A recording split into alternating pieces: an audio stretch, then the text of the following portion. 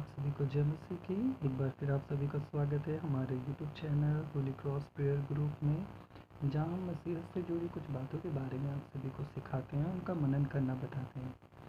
तो आज जो हमारा टॉपिक है वो है हमारी होली बाइबल, उसका प्रकाशित वाक्य की किताब, उसका पहला अध्याय और 1 से लेके 8 आयत तक आज हम इसका मनन करेंगे। उसके बारे में सीखेंगे, समझेंगे कि परमेश्वर हमें इस वचन के बारे में हमसे क्या कहना चाहता है, क्या सिखाना चाहता है। तो हम लोग वीडियो को आगे चालू करते हैं। उससे पहले मैं आप लोगों से बोलना चाहूँगा कि जो लोग हमारी इस चैनल पर नए हैं, जो इस वीडियो को पहली बार देख रहे हैं, इस चैनल पर पहली बार हैं, तो कृपया इस वीडियो को देखने के बाद इस वीडियो को लाइक और हमारे चैनल को सब्सक्राइब ज़रूर करें और दूसरों को भी प्रोत्साहित करें हमारे चैनल को देखने के लिए, ताकि हम मोटिवेट हों आपके लाइक से और कमेंट से, ताकि हम आगे चल के और वीडियोस आपको मसीह से जुड़ी बातों के बारे में डालकर सिखा सकें। तो आइए हम लोग वीडियो में आगे बढ़ते हैं। हम लोग अध्याय 1 उसकी 1 आयत से 11 आयत तक पढ़ेंगे। प्रकाशित वाक्य, यूहन्ना का प्रकाशित वाक्य अध्याय 1 उसकी 1 आयत से ले पढ़ना हम लोग चालू करेंगे और समझना और मनन करना चालू करेंगे। तो सबसे पहले हम लोग पढ़ते हैं कि यीशु मसीह का प्रकाशन, जो उसे परमेश्वर ने इसलिए दिया कि अपने दासों को वे बातें जिन्हें जिनका शीघ्र होना अवश्य है दिखाए, और उसने अपने स्वर्गदूतों को भेजकर उसके द्वारा अपने दास यूहन्ना को बताया। मतलब कि हम लोग ये चीज़ देख सकते हैं गौर से, इसमें एक बात हमें दिखाई दे रही है कि यहाँ पर लिखा हुआ है यीशु मसीह का प्रकाशन, ना कि यूहन्ना का प्रकाशित वाक्य।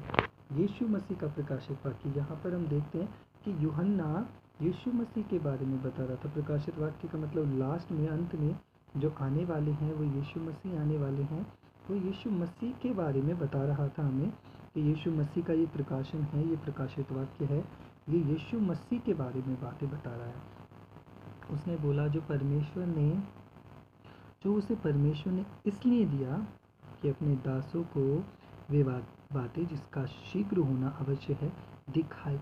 परमेश्वर ने ये प्रकाशित वाक्य पहले यीशु मसीह को बताया, यीशु मसीह को समझाया, यीशु मसीह ने वो यूहन्ना को दिया। लिखा हुआ है अपने दासों को बता दे जिनका शीघ्र होना अवश्य है। मतलब कह रहा है परमेश्वर की वो बातें अपने लोगों को, अपने दासों को, उसके मानने वालों को बताए कि इन बातों का होना अवश्य है।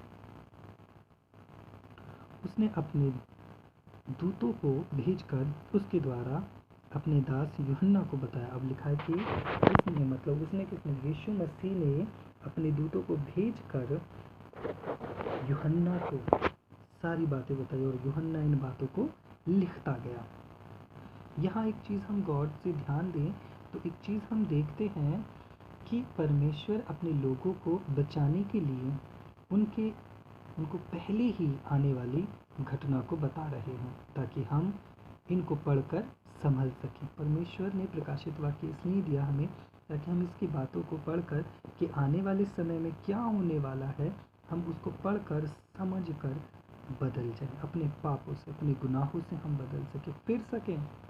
क्योंकि ये परमेश्वर का प्रेम है हमारे लिए। ये क्या है? ये परमेश्वर का प्रेम है जो हमें बचाना चाहता है।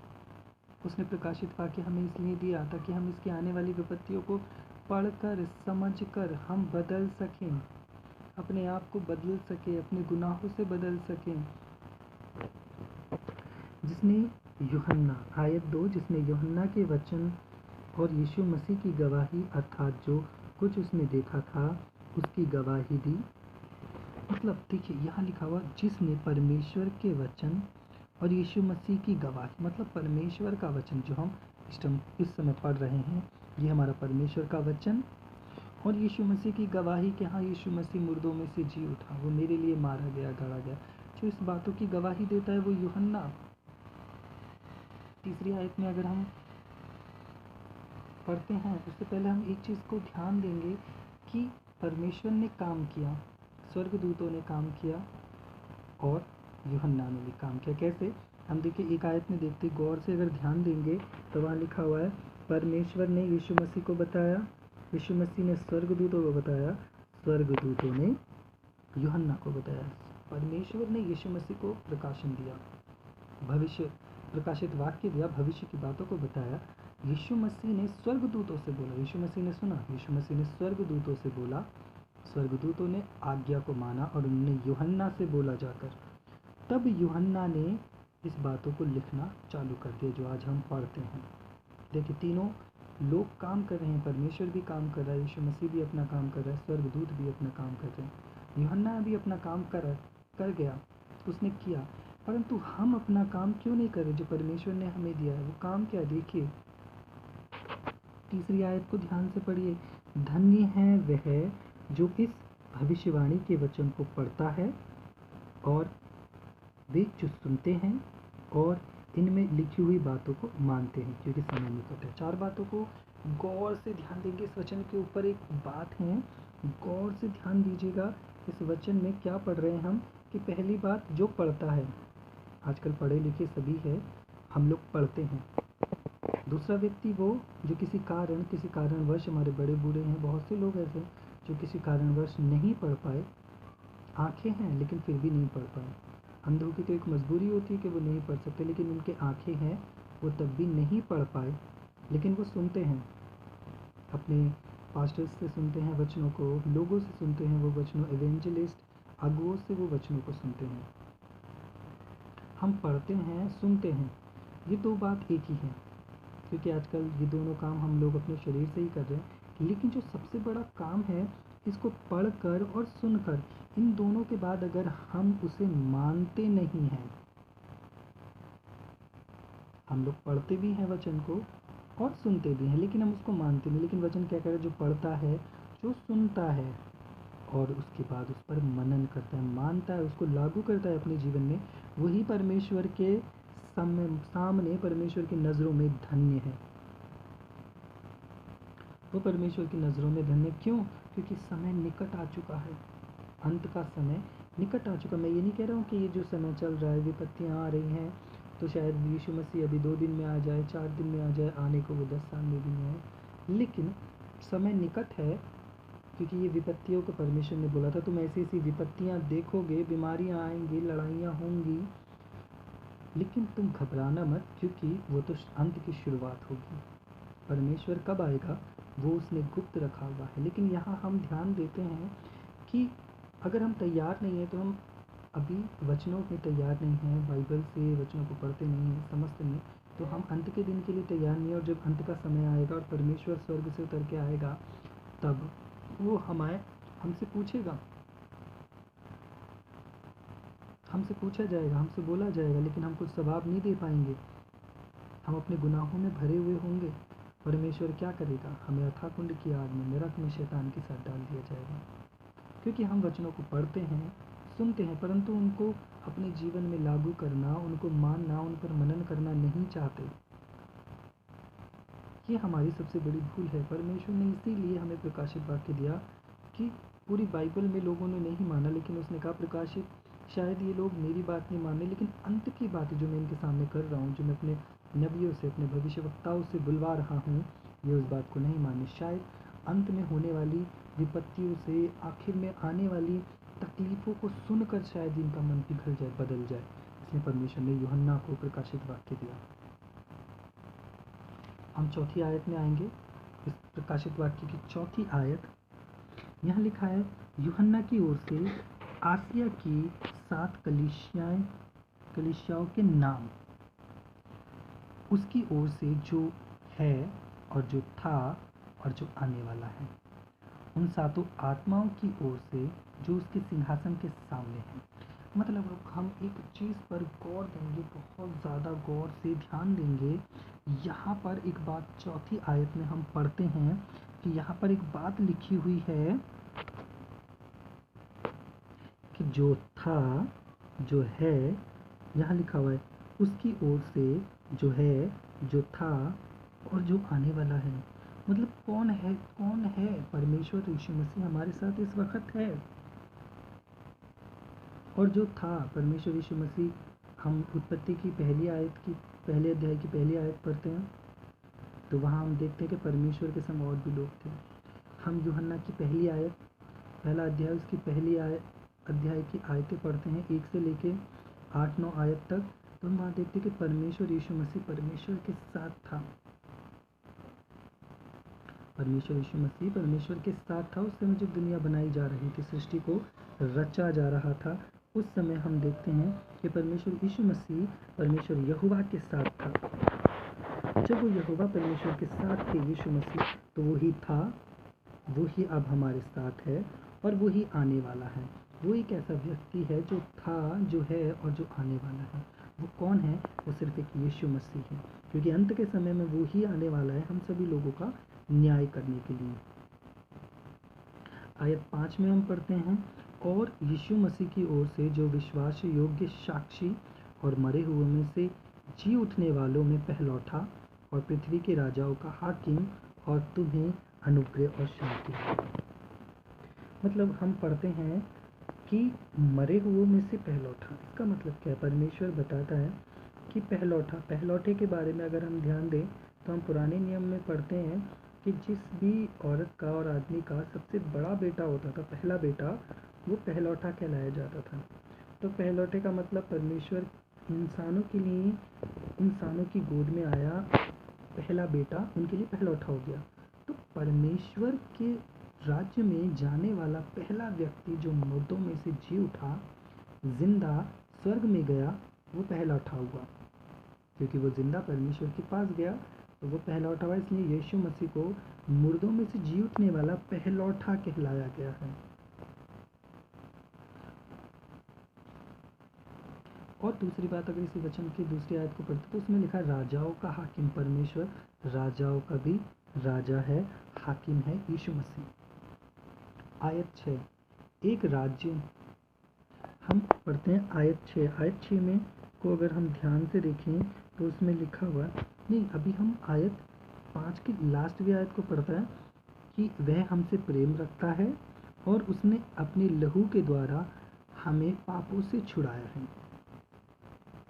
हम देखते हैं कि परमेश्वर यीशु मसीह हमसे पहली बात क्या रखता है? प्रेम रखता है। सबसे पहले वो हमसे प्रेम करता है। अगर वो हमसे प्रेम नहीं करता तो वो स्वर्ग की राजपाट को, शान और शौकत को छोड़कर इस दुनिया में हमारे लिए नहीं आता। यीशु मसीह स्वर्ग को छोड़कर इस दुनिया में हमारे लिए नहीं आता। उसने हमसे प्रेम किया, परमेश्वर यहोवा ने हमसे प्रेम किया। उसने अपने इकलौते बेटे को हमें दे दिया ताकि हम लोग उस पर विश्वास करें और अनंत जीवन पाएं। हम देखते कि हमसे यीशु मसीह ने, परमेश्वर ने प्रेम किया और क्या किया? अपने लहू से, अपने लहू के द्वारा हमारे पापों को छुड़ा दिया, हमारे पापों को छुड़ाया। मतलब पहली बात परमेश्वर ने हमसे प्रेम किया, दूसरी बात फिर उसने अपना लहू देकर, अपनी बलि देकर, अपने लहू से हमें शैतान से खरीद लिया, हमारे पापों को छुड़ा दिया परमेश्वर ने। कितना महान परमेश्वर है वो, जिसने अपने हम जैसे पापियों के लिए अपने इकलौते बेटे का लहू हमें दे दिया, शैतान को दे दिया, शैतान को हरा दिया और हमें जीत लिया। परंतु हम आज भी उस शैतान को अपना ही बनाए बैठे हैं। आज भी हम शैतान के कामों को करते हैं, शैतान से ही हम लोग काम ले रहे हैं, क्योंकि हम परमेश्वर की उस कुर्बानी को, उस सूली को, उस क्रूस को, उस दुख को, पीड़ाओं को हमने तुच्छ समझा है। इसलिए हम मसीह में भी होने के बावजूद मसीह के नहीं हैं। 6 आयत को हम पढ़ते हैं, और हमें एक राज्य और अपने पिता परमेश्वर के लिए याजक भी बना दिया। उसकी महिमा और पराक्रम युगानुयुग रहे, आमीन। मतलब अगर हम इस वचन को देखते तो उसने पहले क्या किया? हमसे प्रेम किया, फिर हमारे पापों से छुड़ाया, पापों को क्षमा किया, हमें माफ़ी दी, और उसने हमें एक राज्य दिया।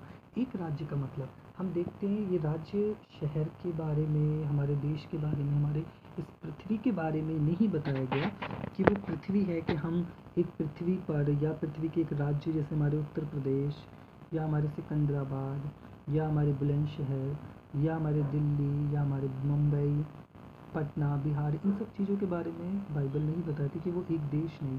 हमारा उत्तर प्रदेश, महाराष्ट्र, एक प्रदेश के बारे में नहीं, एक देश के बारे में नहीं, वो इस पृथ्वी के बारे में नहीं कह रहा है, क्योंकि वो पृथ्वी पर एक देश नहीं परंतु बहुत सारे देश हैं, बहुत सारे शहर गांव हैं, परंतु यहाँ बात हो रही है राज्य एक राज्य मतलब परमेश्वर का राज्य जो स्वर्ग में हमें दिया जाएगा, क्योंकि कहा है ना हम परमेश्वर के राज्य में रहेंगे। वहाँ सिर्फ एक राज्य होगा, कोई अलग भाषा नहीं होगी, कोई अलग शहर नहीं होगा, कोई गांव नहीं होगा, कोई अलग अलग राज्य देश नहीं होंगे। वहाँ ना कोई उसमें वहाँ पर ना कोई बुरा करने वाला होगा, ना कोई बुरा सोचने वाला होगा, सब परमेश्वर को मानने वाले होंगे। यहाँ हम देखते तरह तरह की जातें हैं, वहाँ कोई जात नहीं होगी, वहाँ बस परमेश्वर को मानने वाले होंगे, परमेश्वर की आराधना उसकी महिमा करने वाले होंगे। वो उस एक राज्य को देगा जहाँ पर सिर्फ परमेश्वर के लोग ही होंगे, धर्मी लोग होंगे। जहाँ पर उसने क्या किया है, हमें इस चीज़ को करने के लिए हम सभी को परमेश्वर का याजक ठहराया, क्योंकि लिखा है हम वहाँ पर जाकर परमेश्वर की स्तुति करेंगे। हम एक गाना गाते हैं कि उड़ जाने वाले हैं, उड़ जाने वाले हैं, हम हालेलुया हालेलुया कह कह कर उड़ जाने वाले हैं। उस गाने के लास्ट में हम एक कड़ी गाते हैं, उसके लास्ट के बोल हैं कि दिल लगता नहीं इस जहाँ पे, जहाँ में यीशु ले जा तू जल्दी यहाँ से, सना हम भी करेंगे वहाँ पर जो तुझको पाए हैं। सना का मतलब हम भी तेरे से तेरी महिमा करेंगे, तेरे से प्रार्थना करेंगे, तेरी सन्ना गाएंगे, हालेलुया चिल्लाएंगे। तो हमें भी याजक बनाने के लिए परमेश्वर ने हमें याजक बनाया है परमेश्वर के लिए, उसकी महिमा हो हमें, अब नहीं युगानुयुग तक उसकी महिमा रहे। 7वीं आयत देखेंगे।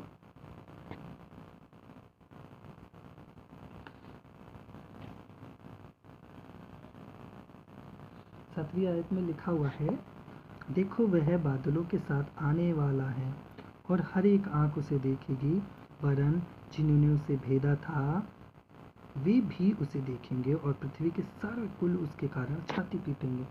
यहाँ पर हम एक चीज़ देखते हैं कि यीशु मसीह बादलों पर आने वाला है। वो पैदल नहीं आएगा, वो दोबारा जन्म लेकर इस दुनिया में नहीं आएगा, वो बादलों पर सवार होकर आएगा।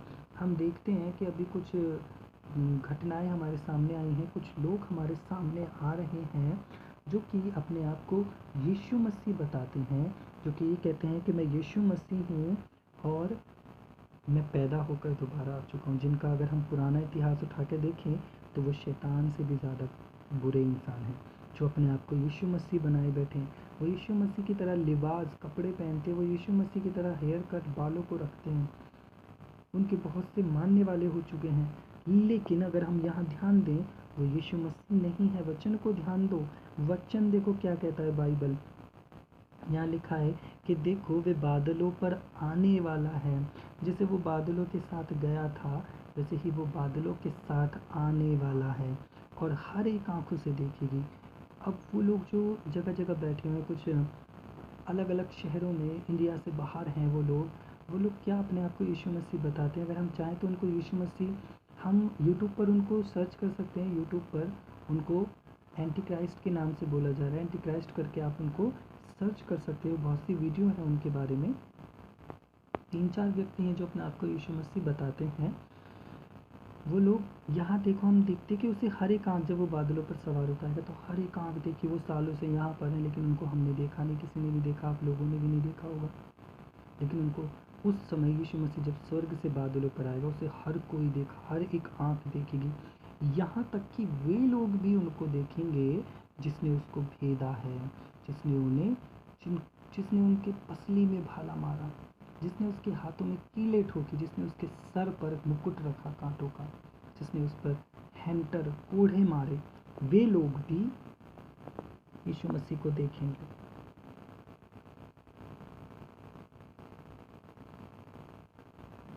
तो कभी भी ये विश्वास न करें, कोई भी आपसे कहे कि यहाँ पर यीशु मसीह है, वहाँ पर यीशु मसीह, कहीं मत जाना, क्योंकि परमेश्वर बादलों पर आने वाला है।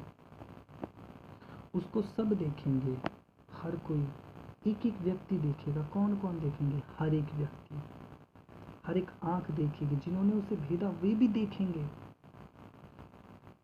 वचन को थोड़ा ध्यान दें तो यहाँ लिखा हुआ है हर एक आंख देखेगी, मतलब हर कोई देखेगा।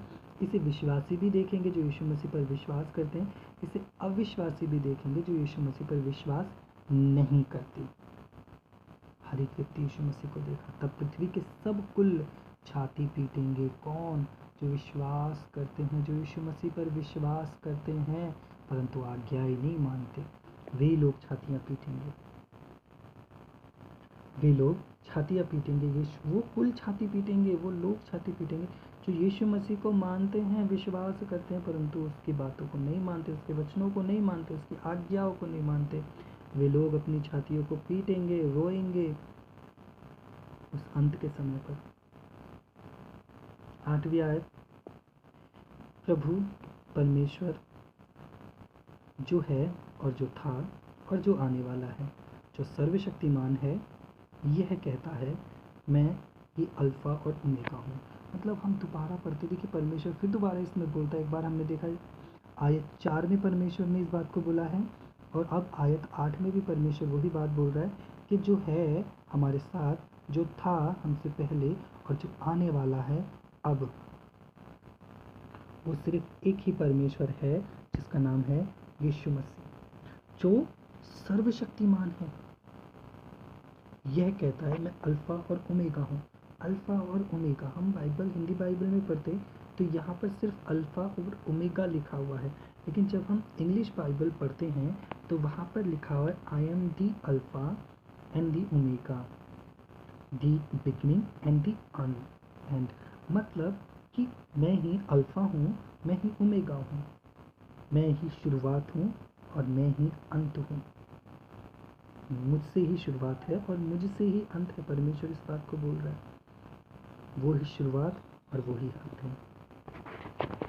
तो जहाँ तक पवित्र आत्मा ने हमें अगुवाई में दिया कि वचन को हमें बांटना चाहिए, जो हमें लगा हमने वो परमेश्वर का वचन आपको बांटा। अगर कहीं कोई आप लोग विश्वास करें, इन वचनों को माने, इन वचनों पर ध्यान दें जो हमने आज पढ़ा है, यूहन्ना का प्रकाशित वाक्य उसका 1 अध्याय 1 से लेके 8 तक, आप इसको एक बार घर पर अपने दोबारा पढ़ें, समझें और इसको मानें, क्योंकि वचन के मानने से ही हम लोग परमेश्वर के मानने वाले होते हैं। सिर्फ यीशु मसीह को मानने से नहीं, गले में एक क्रॉस लटकाने से नहीं, घर की चौखट, घर के दरवाजे, घर के अंदर क्रूस लगाने से बस हम यीशु मसीह को मानने वाले नहीं होंगे। हम हर हफ्ते, महीने में 4 हफ्ते, हर शुक्रवार, हर फास्टिंग प्रेयर पर चर्च जाकर परमेश्वर की प्रार्थना करने वाले नहीं। इन कामों को करने से हम परमेश्वर के नहीं, परंतु उसके वचन को मानने से हम परमेश्वर के रहेंगे।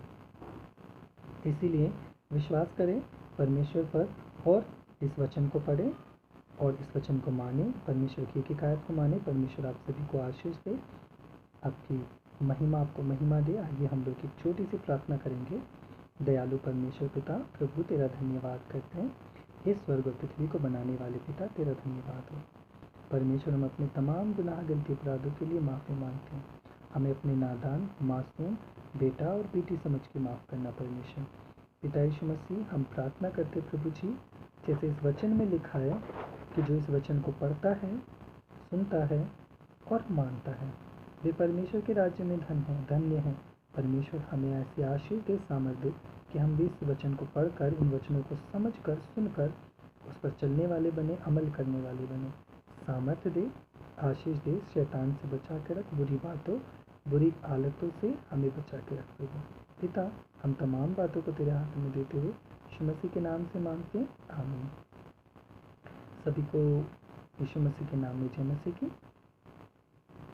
हम लोग अगली वीडियो में फिर एक बार मिलेंगे आपसे। तब तक के लिए आप लोग परमेश्वर में बने रहें, प्रार्थना करते रहें और इस देश के लिए प्रार्थना करते रहें, ताकि जो अब आफत, जो विपत्ति, जो कोरोना वायरस इस देश में चल रहा है, वो परमेश्वर जल्द से जल्द ठीक करे, जल्द से जल्द उसको ख़त्म करे और परमेश्वर के लोग दोबारा से स्वतंत्रता के साथ घूम सकें। तो हम लोग मिलते हैं अगली वीडियो में। आप सभी को यीशु मसीह के नाम में जय मसीह की।